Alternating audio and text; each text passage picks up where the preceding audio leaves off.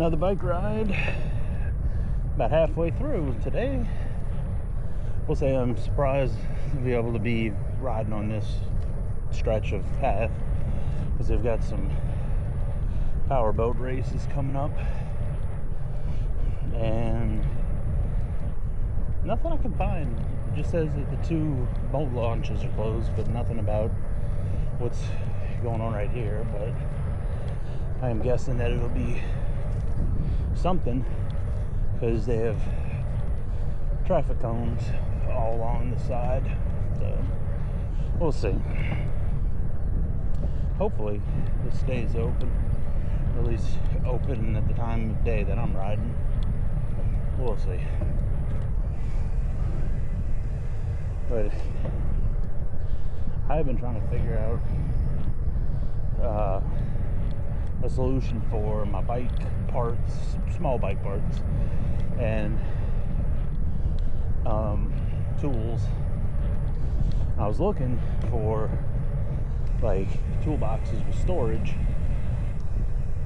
and then I was looking for storage with, hand tool storage.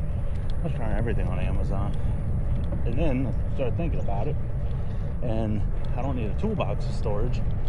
What I need is a tackle box.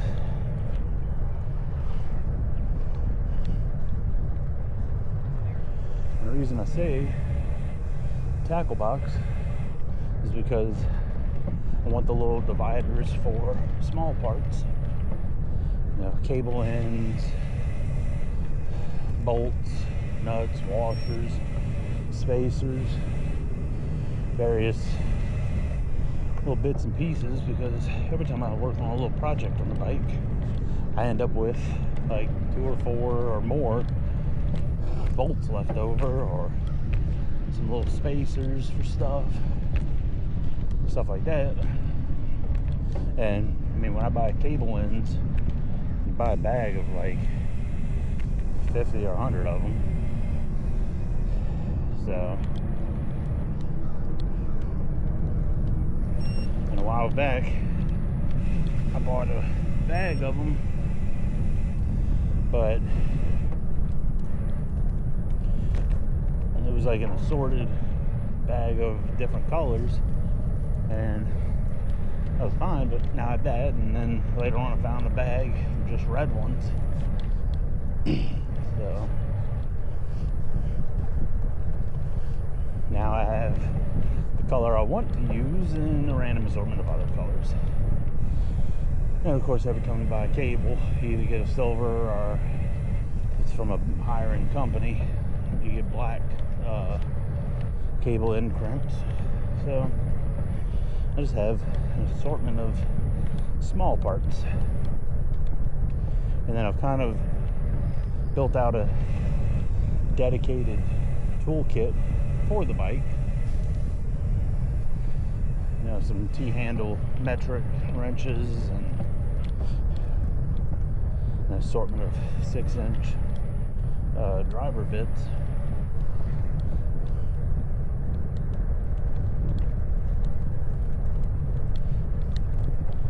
So I think I'm gonna get a tackle box with like a 1 or 2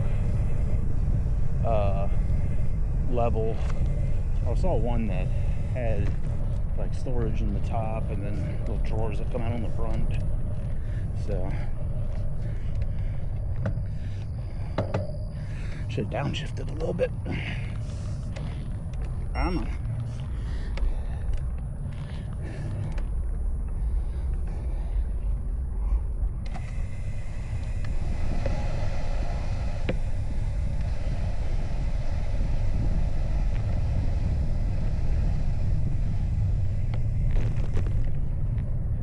Morning.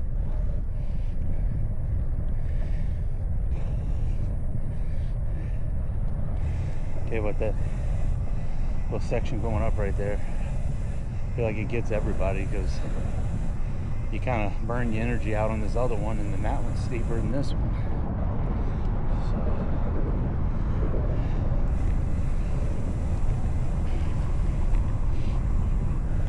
Plus that one, I feel like there's not a very easy way to come up to it with some power. Or yeah, you should go in the opposite direction.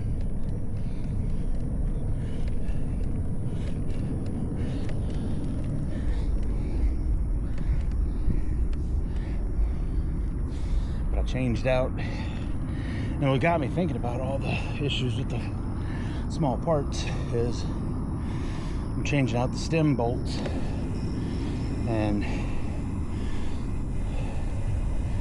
the reason I'm doing such is the bolts I had up there started having a little bit of a rust issue, and I don't want to, you know, a year or so down the line go to lose the stuff and I get to break out the easy out, or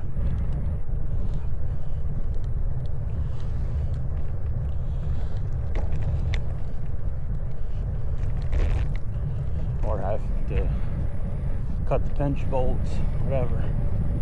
So it's a whole thing of switch out the bolts. And then originally I was going to do stainless, and then I started reading that stainless isn't the best metal because it's soft and it you can have galvanic corrosion, which I knew that, but then I started reading, you know, researching into it, and people are recommending grade 5 titanium bolts or like nickel plated steel, stuff like that. So I found some grade 5 titanium bolts, swapped everything out. The only problem is when I was measuring everything, the bolts I picked aren't quite long enough for what I want. I mean, they're fine, they'll work, but they have a 35mm bolt, so I'm ordered those.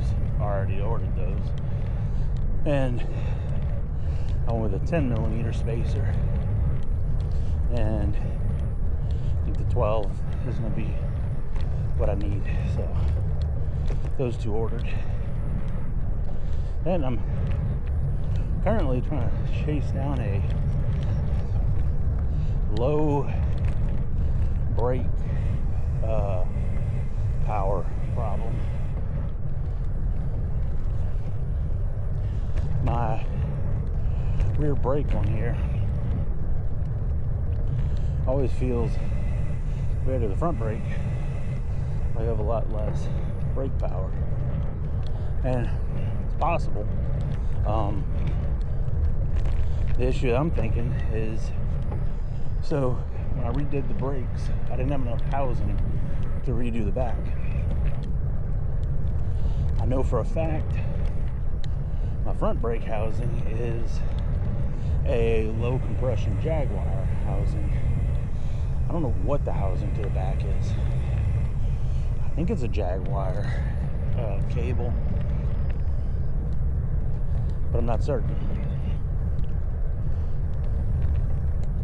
So one thing I was researching and learning about when I was looking at brakes, because I was looking at the Paul components, but those are a little bit more than I want to spend. Then I was looking at the Grotech Equal brakes, and I'm looking for a mechanical flat mount. I was looking at the Grotech Equal brakes.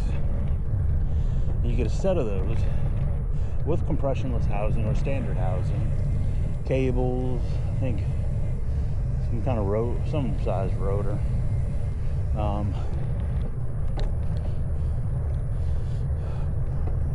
I don't know if you can get just the calipers or not, but basically that full kit is the price of one Paul Components clamper. Now, Paul Components is also made in the USA. So there's a premium you're paying for that.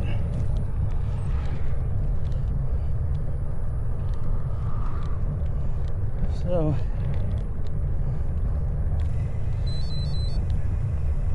how you doing, baby? morning.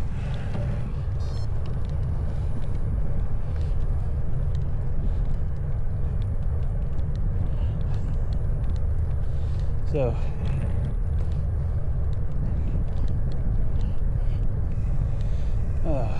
what was I talking about? Oh yeah. So my whole theory is maybe my calipers are fine. Maybe it's just that.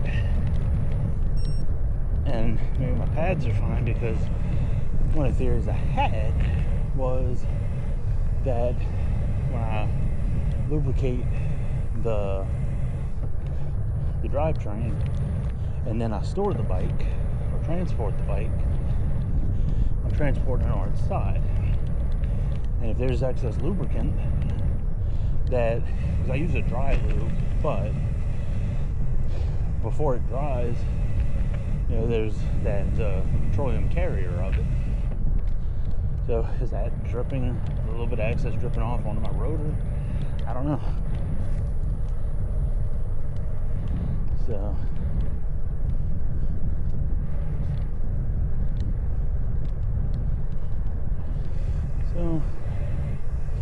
but I'm kind of thinking switching to a compressionless housing might be the answer to my low brake energy on the back, because I know the fronts have low compression housing, and it's one of those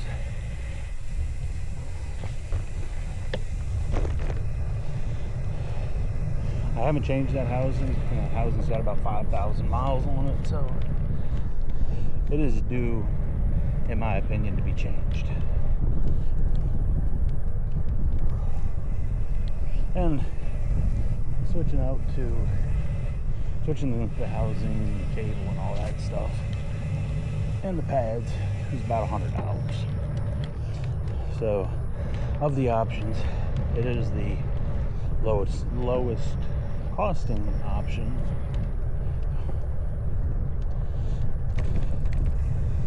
So, and you know, once I'd switch out that housing, I'd be, you know, if I decide to swap to the Grotex, good morning, I would, you know, already have the housing right. I just kind of wish that their brakes you could buy just the caliper and pads, because if I do all that other work, I don't need their stuff, and I'd much rather run a housing and a cable, and I'd much rather something that I know, you know, I've only recently heard about that company. I mean, there's a lot of stuff online about it, but personally, I've only ever recently heard about that company.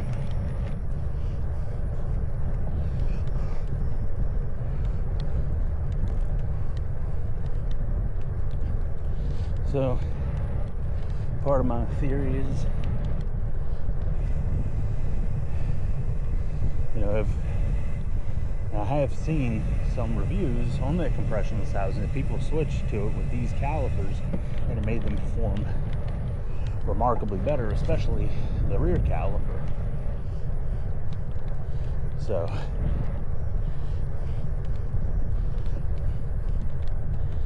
we will have to see. I also want to just try a decontamination of the pad and rotor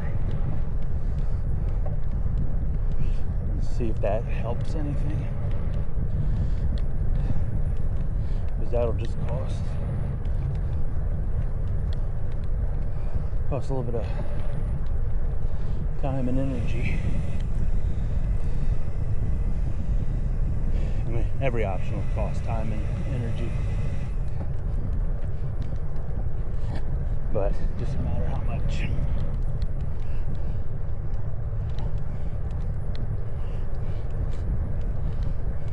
So Anyway, enough rambling. Y'all have a good one.